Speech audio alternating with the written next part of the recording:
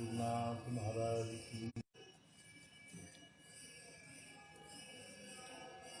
या देवी सर्वभूतेषु शांतिरूपेण संस्थिता नमस्तस्यै नमस्तस्यै नमस्तस्यै नमो नमः।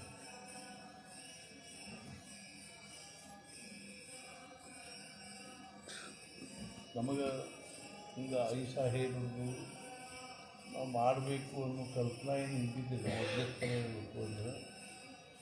ಆದರೆ ಅವರು ಕಲೇಢೋರು, ಐ ಸಾಹೇಬರು ಯಾವುದು ಕಲೇಢೋರು ಅಂತ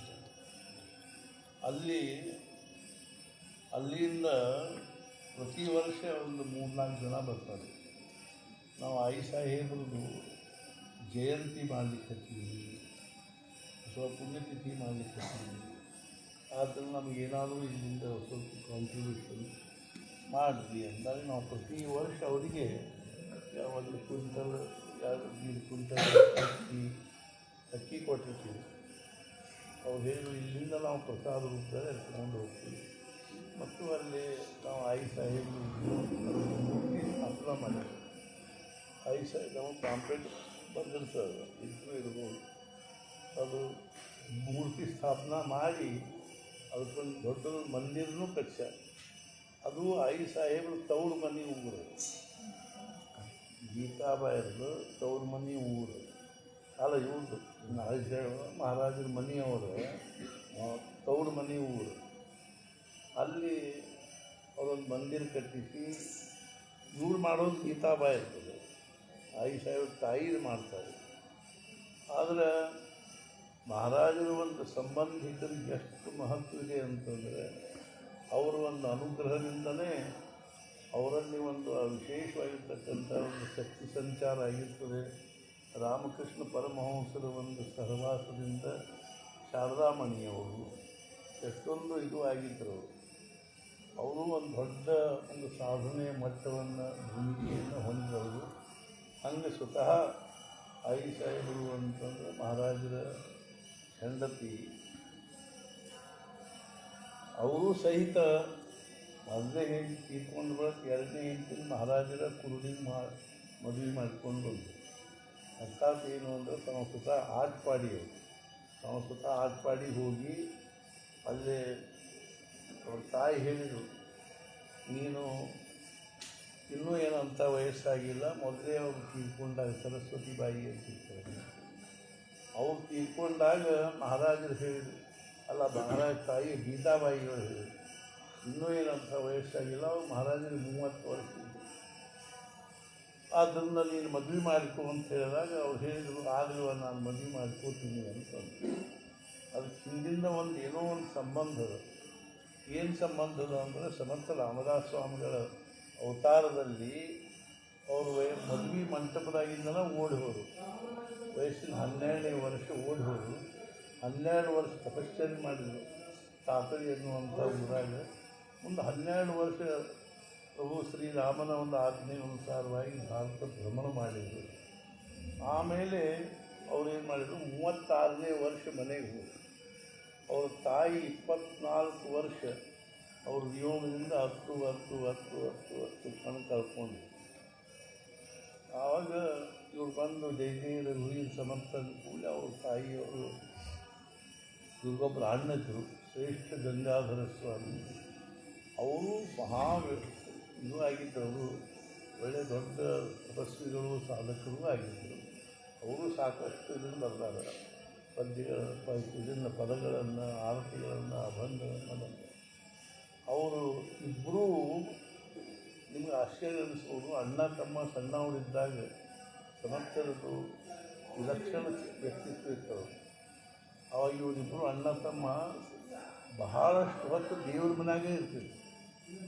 ಅಲ್ಲೇ ಕೂತ್ಕೊಂಡು ಜಪ ಮಾಡೋದು, ಅಲ್ಲೇ ಸತ್ಸಂಗ ಮಾಡೋದು. ಇಬ್ಬರು ಅಣ್ಣ ತಮ್ಮ ಸಾಲಿಗಂತೂ ಅವ್ರು ಹೋಗಲೇ ಇಲ್ಲ ಸಣ್ಣವರಿದ್ದಾಗ. ಆಮೇಲೆ ಅವರು ಇದರೊಳಗೇನೆ ಏನು ಅಂದರೆ ಪದ್ಯಗಳ ರೂಪದಲ್ಲೇ ಮರಾಠಿಯಲ್ಲಿ ಒಬ್ರಿಗೊಬ್ಬರು ಮಾತಾಡ್ತೀವಿ. ಇವರೊಂದು ಪದ್ಯ ರಚಿಸಿ ಅವ್ರನ್ನ ಕೇಳಬೇಕು, ಅವರೊಂದು ಪದ್ಯ ರಚಿಸಿ ಇವ್ರಿಗೆ ಉತ್ತರ ಹೇಳಬೇಕು. ಇಷ್ಟು ಅವಾಗ ಅವ್ರದ್ದು ಇಬ್ಬರದು ಇದು. ಆಮೇಲೆ 12ನೇ ವರ್ಷದ ಒಳಗಿನ ಸುದ್ದಿ ಮತ್ತು ಅದ್ಭುತ ಒಂದು ಉತ್ಸಾಹಿ ಪರಾಕ್ರಮಿ ಎಲ್ಲ ಬಹಳ ವ್ಯಕ್ತಿತ್ವ. ಸಾಕ್ಷಾತ್ ಮಾರುತಿ ಅವತಾರವರು. ಒಂದು ಉದಾಹರಣೆ ಹೇಳಬೇಕು ಅಂದರೆ, ಒಂದು ದಿವಸ ಅವ್ರ ಅಮ್ಮಂದರು ಅಲ್ಲ ಅವ್ರ ಮನೆಗೆ ಅವ್ರ ಕುಲಕರ್ಣಿ ಬಂದರು. ಕುಲಕರ್ಣಿ ಬಂದು ಮನ್ಯಾಗ ಏನು ಅನುಭಾಯಿ ನಿಮ್ಮ ಮನ್ಯಾಗ ಹೆಂಗದ, ನಿನ್ನ ಎರಡೂ ಮಕ್ಕಳು ಯಾವಾಗಲೂ ದೇವ್ರ ಮನ್ಯಾಗ ಕೂತ್ಕೊಂಡಿರ್ತಾವೆ, ಹೊರಗೆ ಯಾರು ಬಂದರು ಯಾರು ಬಿಟ್ಟರು ನೋಡೋಂಗಿಲ್ಲ, ಬಂದಾಗ ಒಂದು ಮಣಿ ಹಾಕೋರು ಯಾರು ಇಲ್ಲಿದೆ, ಏನು ನಿಮ್ಮ ಮಕ್ಕಳು ಹಿಂಗೆ ಮಾಡ್ತಾರೆ. ಪೂಜೆ ಹೌದ್ರಿ, ಅವ್ರು ಯಾವಾಗಲೂ ಬರೀ ದೇವ್ರ ಮನ್ಯಾಗ ಕೂತ್ಕೊಂಡು ಇಬ್ಬರು ಏನೇನಾದರೂ ಭಗವತ್ ಚರ್ಚೆ ಮಾಡ್ಕೋತಿರ್ತಾರೆ ಅಂತ ಬರೀ 12ನೇ ವರ್ಷದ ವಯಸ್ಸಿನವರಾಗಿ. ಅವಾಗ ಅವ್ರಂದರು, ನೋಡಪ್ಪ ಮನೆಗೆ ಯಾರಾದರೂ ಬಂದ್ರೆ ಕೂಡ್ರಿ ಅಂತ ತಿಳ್ಕೊಂಡು ಹೇಳಿಕ್ಕೆ ಮನೆಗೆ ಒಂದು 2-3 ಮಣಿ ಏನವ ಅಷ್ಟ ಅವ, ಯಾರಿಗೆ ಹೆಂಗೆ 4 ಮಣಿ ಅವ, ಮಣಿನ ಇಲ್ಲಿ ನೋಡು ಅಂತ ತಿಳ್ಕೊಂಡು ಆಯ್ತು ಯಾಕೆ ಕಾಳಜಿ ಮಾಡ್ತಿ, ನಾನು ನಾಳೆ ಸಂಜೆ ಒಳಗಾಗಿ ಮನೆ ತೊಗೊಂಡ್ಬರ್ತೀನಿ ಅಂತ ಹೇಳಿ ಒಂದು 10-12 ಮಂದಿ ಗೆಳೆಯರನ್ನ ಕರ್ಕೊಂಡು ಕೊಡ್ಲಿ ಆಮೇಲೆ ಕರಗಸ ತೊಗೊಂಡು ಅಲ್ಲಿಗೆ ಹೋಗಿ ಒಂದು ದೊಡ್ಡ ಗಿಡ ಕಡಿದು ಅದನ್ನು ಕರಗಸ್ಕೊಂಡು ಕೊರದ್ಕೊಂಡು ಹಾಕಿ ಬಳಿ ಮಾಡಿ ಬಡಿಗಾರ ಹುಡುಗನ್ನು ಕರ್ಕೊಂಡು ಹೋಗಿದ್ರು. ಅವಕ್ಕೆಲ್ಲ ಮಳೆ ಬಡಿದು ಒಂದು 20-25 ಮಣಿ ಮಾಡಿ ತಂದು ಇಡ್ತೀನಿ. ಅವ್ರ ಅಮ್ಮ ಹನಿ ಹುಡ್ಕೊಂಡು ಏನು ಒಂದು 2 ಮಣಿ ಇಲ್ಲ, ಈ ಮನೆ ತುಂಬ ಮಣಿನ ಹಾಕಿ ಅವ್ರ ಅಮ್ಮ ರಾತ್ರಿ ಅಂದರು, ರಾಮುಬಾಯಿ ಅಲ್ಲೋ ನಾರಾಯಣ, ನಾಳೆ ಮನೆಯಾಗಿಂಥ ವಿಶೇಷ ಕಾರ್ಯಕ್ರಮದ ಭಾಳ ಮಂದಿ ಊಟಕ್ಕೆ ಬರೋರು, 20-30-40 ಮಂದಿ ಊಟಕ್ಕೆ ಬರೋರು, ಮನೆಯೊಳಗೆ ಏನು ಒಂದು ಮಜ್ಜಿಗೆ ಇಲ್ಲ ಒಂದು ಊಟಕ್ಕೆ.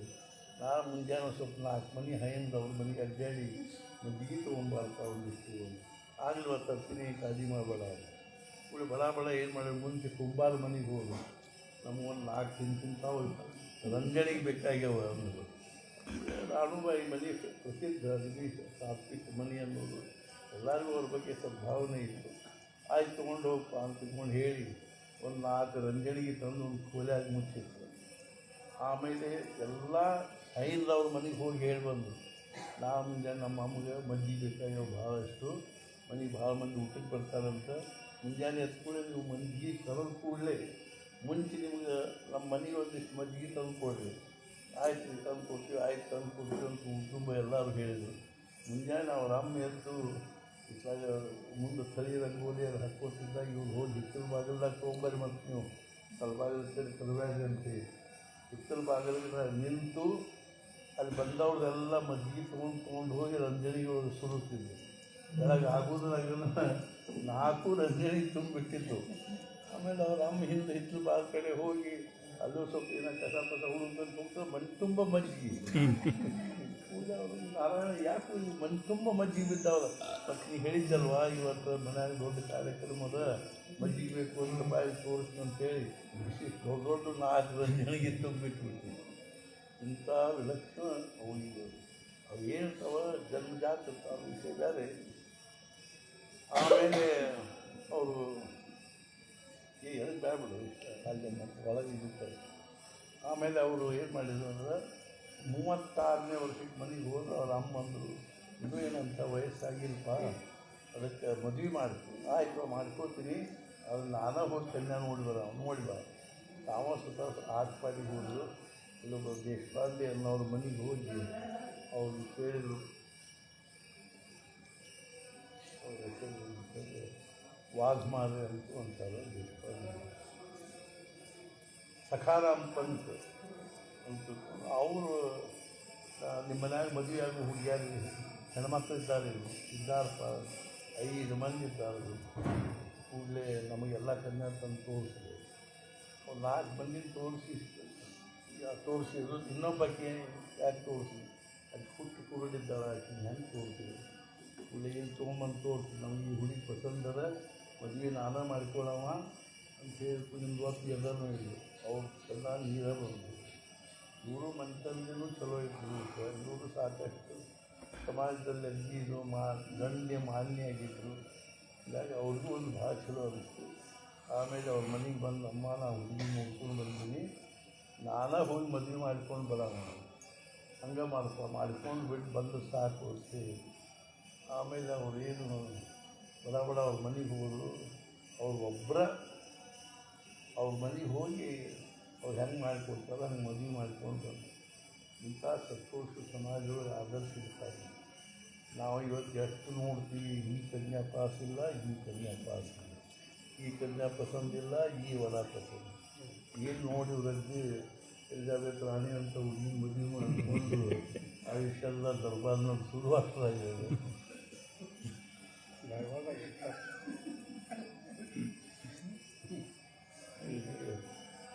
ಸಾಕಿನ ಮದುವೆ ಮಾಡ್ಕೊಂಡ್ರೇನು ಮನಸ್ಸು ಬೇಕಾ ಸ್ವಚ್ಛ ಝಳ ಝಳ ಅದಿಲ್ಲದೆ ಇದ್ರೆ ಏನು ಮಾಡ್ಕೊಂಡು ಬಂದು ಅದು ಚಲೋ ಒಳ್ಳೇದು.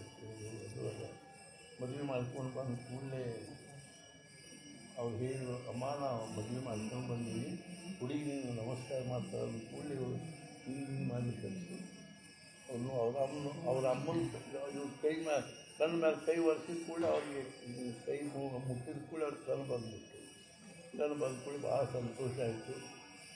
ಅದಕ್ಕೆ ಏನು ನಾರಾಯಣ ಹುಡುಗಿನ ಕುರುಡಿದ್ದಾಳು ಹಿಂಗ್ಯಾಕೆ ಮಾಡ್ತಾಳೆ?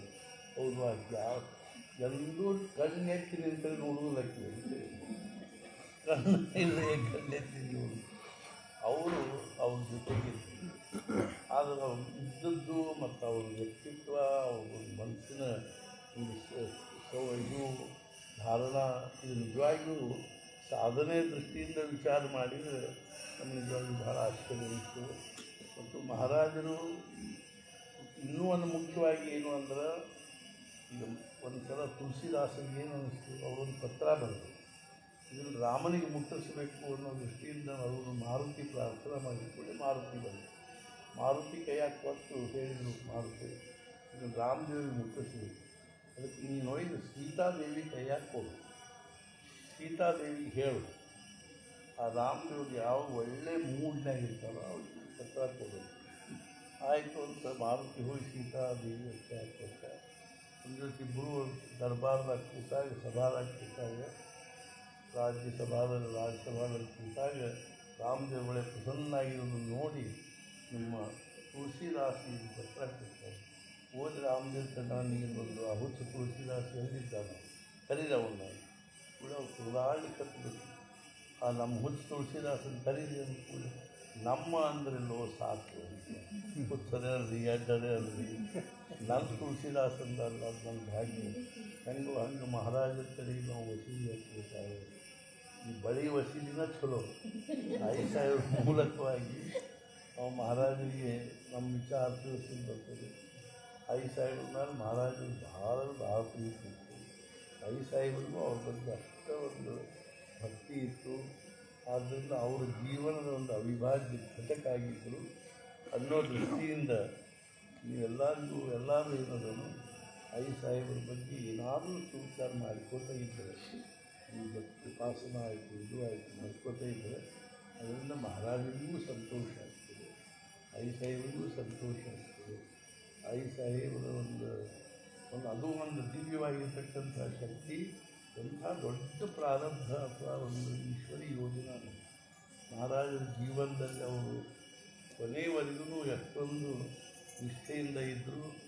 ಮತ್ತು ಮಹಾರಾಜರು ಅವರಿಗೆ ಎಲ್ಲನೂ ಅವ್ರಿಗೆ ಸೂಕ್ಷ್ಮವಾದ ದೃಷ್ಟಿ ಕೊಟ್ಟಿದ್ದರು, ಜ್ಞಾನ ಕೊಟ್ಟಿದ್ದರು, ಸಮಾಧಾನ ಕೊಟ್ಟಿದ್ದರು. ಮುಖ್ಯವಾಗಿ ಅಂಥ ಒಂದು ವ್ಯಕ್ತಿತ್ವವನ್ನು ನಾವು ನಮ್ಮ ನಿತ್ಯ ಜೀವನದಲ್ಲಿ ಅದನ್ನು ಅಳವಡಿಸಿಕೊಂಡು ಉಪಾಸನೆ ಮಾಡಿಕೊತ ಇದ್ವಿ ಅಂದರೆ ಮಹಾರಾಜರು ಸಂತುಷ್ಟ ಆಗ್ತಿದ್ರು, ಐಸಾಯಿಗಳು ಸಂತುಷ್ಟ ಆಗ್ತಾರೆ.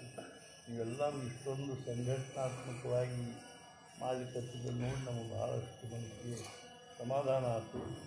ಆದರೆ ಇದರೊಳಗಿಂದ ಏನಾದರೂ ಒಂದು ನಾವು ಸಮಾಜದೊಳಗೆ ಒಂದು ಕ್ರಾಂತಿ ಮಾಡಬೇಕು ಅನ್ನೋ ವಿಚಾರ ನೀವು ಎಲ್ಲರೂ ಮಾಡಿಕೋಬೇಕು. ಏನಾದರೂ ಒಂದು ಯೋಜನೆ ಮಾಡುವುದು, ಏನಾದರೂ ಒಂದು ಜನರಿಗೆ ಇದರೊಳಗಿಂದ ಯಾವುದಾದ್ರೂ ಒಂದು ಪ್ರೇರಣೆ ಪ್ರಾಪ್ತ ಆಗಬೇಕು, ಸಮಾಜದೊಳಗೆ ಒಂದು ಏನಾದರೂ ನಿರ್ಮಾಣ ಆಗಬೇಕು ಅನ್ನೋ ದೃಷ್ಟಿಯಿಂದ ನೀವು ಮನಸ್ಸು ಮಾಡಿದರೆ ಸಮಾಜದಲ್ಲಿ ಭಾಳಷ್ಟು ನೀವು ಹೆಣ್ಮಕ್ಕಳಿಗೇ ಅನೇಕ ಪ್ರಕಾರದಿಂದ ಒಂದು ಪ್ರೇರಣೆಯನ್ನು ಮಾಡಿಕೊಳ್ತಾ ಇದ್ದರೆ ಅವರು ಒಂದು ಉಜ್ವಲವಾದ ಭವಿಷ್ಯಕ್ಕೆ ಹೋಗಲಿಕ್ಕೆ ಶಕ್ತಿ ಆಗ್ತದೆ. ಆದ್ದರಿಂದ ನೀವು ಸಹಿತ ಹೆಂಗೆ ಶಾರದಾಂಬ ಅವ್ರದ್ದು ಸಂತ ಶಾರದಾಮಣಿ ಅವರ ಆಯುಷ ಅವ್ರನ್ನ ಅರ್ಥಾತ್ ಅವರ ಹೆಸರಿನಲ್ಲಿನೂ ಎಷ್ಟೋ ಮಠ ಹೊಸಪೇಟೆಯಾಗಂತೂ ಅವ್ರು ಎಂಥ ದೊಡ್ಡ ಇದ್ದಾರೆ ಅರ್ಥಾತ್ ಏನು ಅಂದರೆ ಅಲ್ಲಿ ಮಾತಾಡಿ ಅಂತ ತಿಳ್ಕೊಂಡಿರ್ತಾರೆ. ಅವ್ರದ್ದು ಸಹಿತ ಶಾರದಾ ಯಾವುದು ಹಂಸಾಂಬ ಇದು ಅಂತ ತಿಳ್ಕೊಂಡು ಮಾಡಿಕೊಂಡು ಅವರು ಒಂದು ಮಠ ನಡೆಸ್ತಾರೆ. ಆ ರೀತಿಯಾಗಿ ನೀವು ಮಠ ನಡೆಸಬೇಕು, ದೇವರ ಮಂದಿರ ಕಟ್ಟಬೇಕು ಅಂತಲ್ಲ, ಒಂದು ಸಮಾಜದೊಳಗೆ ಒಂದು ಸಂಘಟನಾ. ಇವತ್ತಿನ ಕಾಲದಲ್ಲಿ ಸಂಘಟನೆಗೆ ಭಾಳ ಮಹತ್ವ ಇದೆ. ವೈಯಕ್ತಿಕವಾಗಿ ನಾವು ಏನಾದರೂ ಭಾಳ ದೊಡ್ಡ ಕ್ರಾಂತಿ ಮಾಡ್ತೀವಿ ಅಂದರೆ ನಮಗೆ ಶಕ್ಯ ಆಗುವುದಿಲ್ಲ ಅದು. ಆದರೆ ಸಂಘಟನಾತ್ಮಕವಾಗಿ ಏನಾದರೂ ಮಾಡಬೇಕು ಅಂದರೆ ನಮಗೆ ಶಕ್ಯ ಆಗ್ತದೆ. ಅದರ ಧೋರಣ ಧಾರಣ ಇಟ್ಕೊಂಡನ ನಾವು 41 ವರ್ಷ ಇಲ್ಲಿ ಸರಿಪಡಿಸ್ತಾ ಇರೋದು. ಸಮಾಜ ಕಟ್ಕೊಂಡ ಮಾಡಬೇಕು ಅನ್ನೋದು ನಮ್ಮ ಕರ್ತವ್ಯ. ಆದ್ದರಿಂದ DASS ಅಂತ ಆಯ್ತು, ಅದೇ ರೀತಿಯಾಗಿ ಇದು ಆಯ್ತು, ಐ ಮಹಿಳಾ ಮಂಡಳ ಅಂತ ಆಯ್ತು. ನಾವು ಮೊದಲು ಬೆಂಗಳೂರಾಗ ಉದ್ಘಾಟನೆ ಮಾಡಿದ್ವಿ. ಅದಾದಮೇಲೆ ಎಲ್ಲ ಕಡೆಗೂ ಶುರುವಾಗಿದೆ. ಇನ್ನೂ ಭಾಳ ವ್ಯಾಪಕವಾಗಿ ಇದನ್ನು ನಾವು ಎಲ್ಲ ಕಡೆಗೂ ಮಾಡಬೇಕನ್ನೋದು ನಮ್ಮ ಕರ್ತವ್ಯ. ಇದು ಒಂದು ದೊಡ್ಡದೊಂದು ಸಂಘಟನಾತ್ಮಕವಾಗಿರ್ತಕ್ಕಂಥ ಒಂದು ಇದು ಆಗಲಿ, ಸಮಾಜ ಆಗಲಿ ಅನ್ನೋ ದೃಷ್ಟಿಯಿಂದಲೂ ಪ್ರಯತ್ನಗಳು. ಮಹಾರಾಜರು ಬಂದರು, ಬ್ರಹ್ಮಾನಂದ ಮಹಾರಾಜರು ಬಂದರು, ಸಾಹೇಬರು ಬಂದರು. ಎಲ್ಲರೂ ನಮ್ಮ ಒಂದೇನು ಅಂದರೆ ನಮ್ಮ ಆರಾಧ್ಯ ದೈವತಿದ್ದಂಗೆ. ಅದನ್ನು ನೀವೆಲ್ಲರೂ ಇಷ್ಟೊಂದು ಭಕ್ತಿಯಿಂದ ಮಾಡಿಕೊಡ್ತೀವಿ. ನಮಗೆ ನೋಡಿ ಭಾಳ ಸಂತೋಷ ಆಯಿತು. ಇರೋ ದುಡ್ಡು ಎಷ್ಟು ಕೂಡ್ತದೆ ಅನ್ನೋಕ್ಕಿಂತಲೂ ಎಷ್ಟು ಕಾರ್ಯ ನಡೀಲಿಕ್ಕೆ ಹತ್ತಿರ ಅನ್ನೋದಕ್ಕೆ ಭಾಳ ಮಹತ್ವ ಇದೆ. ನಮಗೇನು ದುಡ್ಡಿಂದೇನು ನೀವು ಅದು ಮಾಡಲಿಕ್ಕೆ ನಾನಾ ಹೇಳಿದ್ದದ ನೀವು ಮಾಡಲಿಕ್ಕೆ ಹತ್ತೀವಿ, ಅದು ಒಳ್ಳೆಯದನ್ನು, ಅದು ಅಷ್ಟು ಅವಶ್ಯಕವಾಗಿರ್ತಕ್ಕಂಥ ಅದಕ್ಕಿಂತ ಹೆಚ್ಚಾಗಿ ಈ ತಿಂಗಳು ನಾವು ಇಂಥದ್ದು ಮಾಡಿದ್ವಿ, ಈ ತಿಂಗಳು ಇಂಥದ್ದು ನಿಮ್ಮ ಸಾಮಾನ್ಯವಾಗಿ ಹೆಣ್ಮಕ್ಳು ಕೂಡಿಸೋ ಏನು ಅನೇಕ ಪದ್ಧತಿ ಇರ್ತಾವೆ. ಅಥವಾ ಯಾವುದೋ ಇದರಿಂದ ನಾವೇನು ಮಾಡಿದ್ವಿ ಅಂದರೆ ಹೂವೆಳೆ ಮಾಡಿದ್ವಿ, ನಾವು ಮತ್ತೊಂದೇನೋ ಮಾಡಿದ್ವಿ. ನೀವೆಲ್ಲರೂ ಕೂಡಿ ಎಲ್ಲಾದರೂ ಒಂದು ಸಲ ಊಟಕ್ಕೆ ಕಟ್ಕೊಂಡು ಯಾವುದಾದ್ರು ಒಂದು ಪಾರ್ಕ್ನಾಗು ಅಲ್ಲೂ ಮಾಡಿ, ಅಲ್ಲೂ ಒಂದು ಸ್ವಲ್ಪ ಏನಾದರೂ ಸಾಹೇಬ್ರ ಬಗ್ಗೆ ಏನಾದರೂ ಒಂದಿಷ್ಟು ಭಜನೆ ಮಾಡಿ, ಇದನ್ನು ಮಾಡಿ. ಅರ್ಥಾತ್ ನಿಮಗೆ ಈ ರೀತಿಯಾಗಿ ಮಾಡಲಿಕ್ಕೆ ಬೇಕಾದಷ್ಟು ಅವಕಾಶ ಇದೆ. ಗಂಡಸರು ಊಟ ಮಾಡಿ ಆಫೀಸ್ಗೆ ಹೋಗುವ ಅಂತ ಬರೋ ತನಕ ಅಂಥ ಸಮಯದಲ್ಲಿ ಅನುಕೂಲಿತವರೆಲ್ಲರೂ ಊಟಕ್ಕೆ ಏನೋ ಒಂದು ತಿಂತಾರೆ, ಏನೋ ಕಟ್ಕೊಂಡು ಒಂದು ಪಾರ್ಕ್ ಕೂತ್ಕೊಂಡು ಒಂದು ತಾಸು ಭಜನೆ ಮಾಡಿ ಬಂದ್ವಿ, ನಾಮಸ್ಮರಣೆ ಮಾಡಿ ಬಂದ್ವಿ. ಅದು ಒಂದು ಗುಡಿನ ಆಗ್ಬೇಕಂತ ಏನು ಇಟ್ಕೋಬೇಕಾಗಿಲ್ಲ. ನಮಗೆ ಹೇಳ್ತೀವಿ, ನಾವು ಯಾವುದಾದ್ರು ಗಿಡದ ಬುಡಕ್ಕೆ ಕೂಡಿಸಿ ಅಲ್ಲೇ ನಾವು ಮಾಡ್ತೀವಿ ಅಂತ ಹೇಳ್ತೀವಿ. ಅಲ್ಲಿ ನಾನು ಇಲ್ಲಿ ಹುಬ್ಬಳ್ಳಿಗೆ ಹೋಗಿದ್ದೆ, ಹುಬ್ಬಳ್ಳಿಯಿಂದ ಬರ್ಲಿಕ್ಕೆ ಹುಬ್ಬಳ್ಳಿಗೆ ಹೋಗಿ ಬರ್ಲಿಕ್ಕೆ ಇದರ ದಿವಸನ ನಾವು ಗಡ್ಡ ಆರಾಮಾಗಿ ತಿರುಗಿ ಬರೋ ಮುಂದೆ ಅದೊಬ್ಬರು ಹೆಣ್ಮಗಳು ಬಂದು ಹೇಳಿದ್ರು, ಹಿಂಗ್ರಿ ನಮ್ಮ ತಮ್ಮ ಅಣ್ಣ ಅವರ ಹೆಸರೇನಿತ್ತು ಮಟ್ಟಿ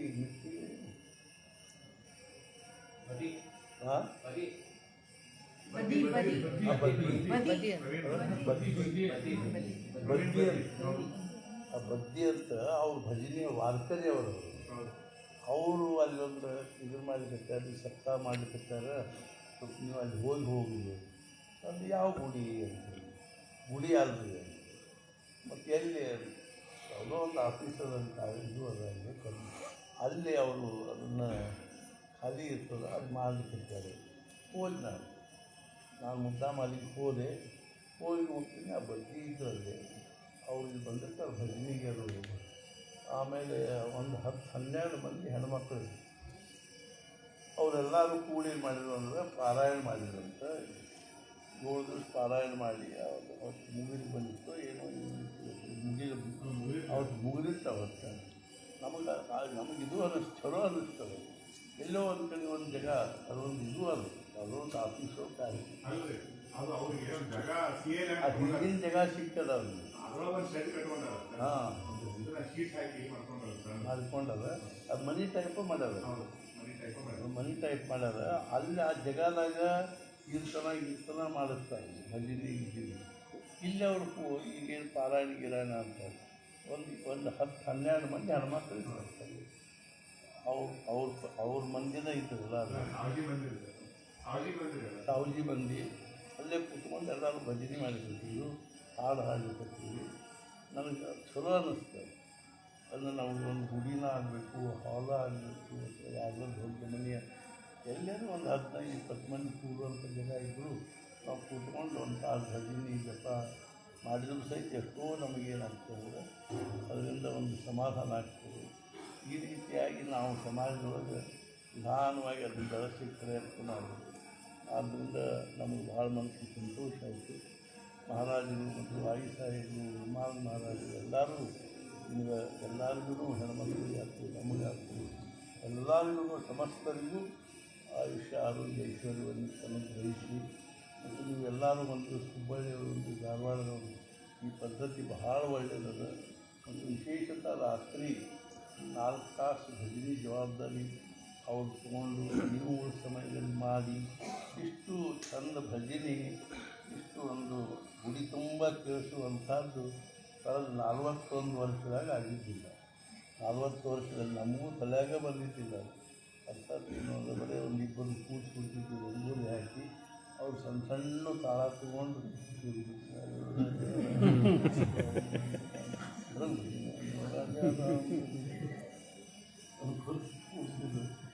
ನಮಗೆ ಕಲಿಯೋದು ಭಾಳ ಬದುಕಿಸುವಾಗ ಈ ಥರ ಭಾಳ ಸಂತೋಷ ಆಗುತ್ತೆ. ಈ ಬೆಳಕಂತ ಭಜನೆ ನಡೆದ್ರೆ ಎಷ್ಟು ಚಂದ ಅನಿಸ್ತದೆ.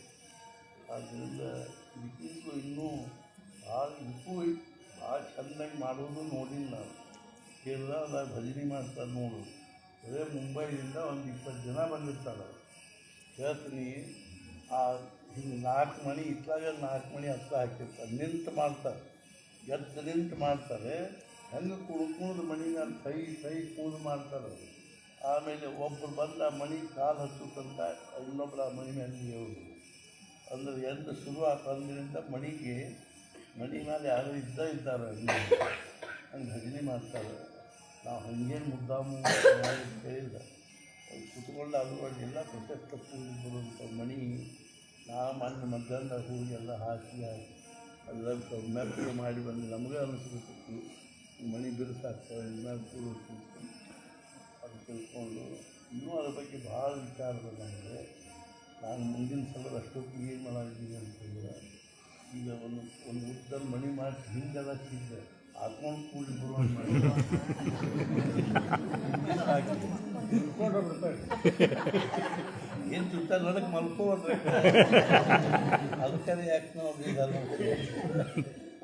ಕೂತರು ಸಾಕಷ್ಟ ಮನೆ ಮೇಲೆ 6 ಮಂದಿ ಕಾಣಿಸ್ತಿರ್ತಾರೆ. ಭಜನೆ ಮಾಡಿದ್ರೆ ಸಾಕು ಕೂತವ್ರೆಲ್ಲರೂ ಅಂತಿರ್ತಾರೆ ಅಂತ ಏನಿರೋದಿಲ್ಲ. ಭಜನೆ ಮಾಡಿದ್ರೆ ಸಾಕು ನಂಗೆ ಆಗ್ತದೆ. ಆಮೇಲೆ ಇಲ್ಲ ಅದು ಪಾಪ ಎಷ್ಟೋ ಮಂದಿಗೆ ಈಗ ಹಾತ್ಕೊಂಡು ಕೂಡುದು ಅಂತ ಅವ್ರಿಗೆ ಬೆನ್ನು ಅನುಭವಿಸ್ತಿರ್ತಾರೆ. ಆದ್ದರಿಂದ 2 ಟೈಪು ಬ್ಯಾಡ ಅಂದ್ರೆ ಕೇಳಬಾರ್ದು.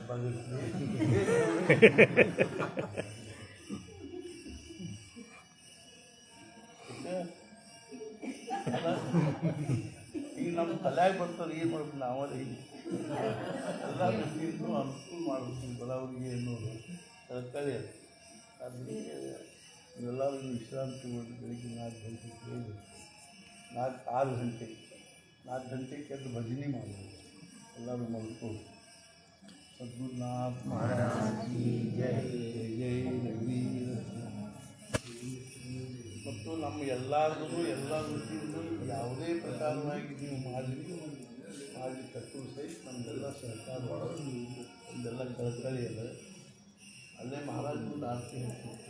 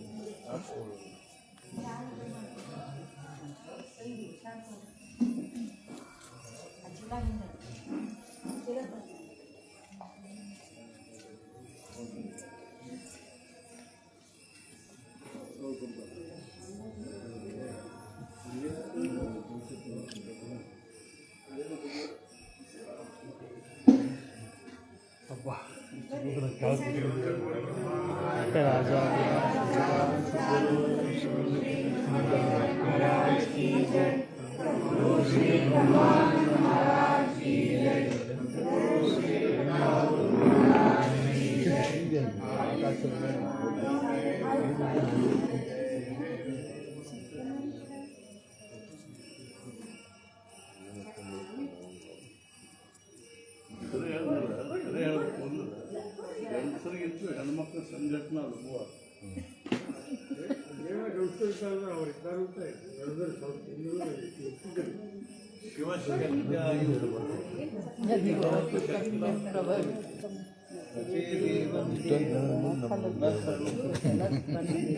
ಸರಿ ಅದ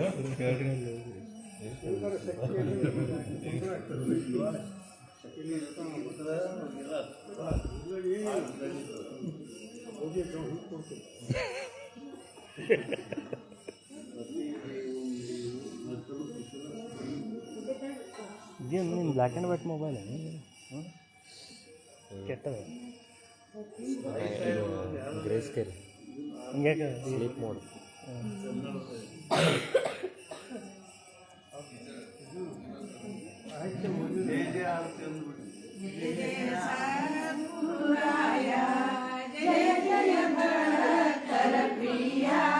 ಜಯ ಜಯ ದತ್ತಾತ್ರೇಯ ಬೆಳಗುವೆ ನಾರುತಿಯ ನಿತ್ಯವು ನಿನ್ನನ್ನು ಸ್ಮರಿಸಿ ಭಕ್ತಿ ಭಾವದಿ ಭಜಿಸಿ ಮುಕ್ತಿಯ ಕೋರುವೆ ಜೀಯ ದತ್ತ ಗುರುರಾಯ ದತ್ತ ದಿಗಂಬರ ಮೂರ್ತಿ ಸುತ್ತಲು ನಿನ್ನಯ ಕೀರ್ತಿ ಚಿತ್ತಕ್ಕೆ ನೀಡೈ ಶಾಂತಿ ಪ್ರಿಯ ಪ್ರಿಯತನಯ ಗುರುವೇ ನಿನ್ನಯ ಮಹಿಮೆ ಅರಿತು ಬಂದೆನು ಬರದಿ ಕರುಣೆಯ ತೋರಿಸಿ ಪ್ರಭುವೇ ತಾರಿಸು ಭವಮಾಯ ಚಿನ್ಮಯದ ರೂಪದಲ್ಲಿ ಯನ್ಮನದ ಮಧ್ಯದಲ್ಲಿ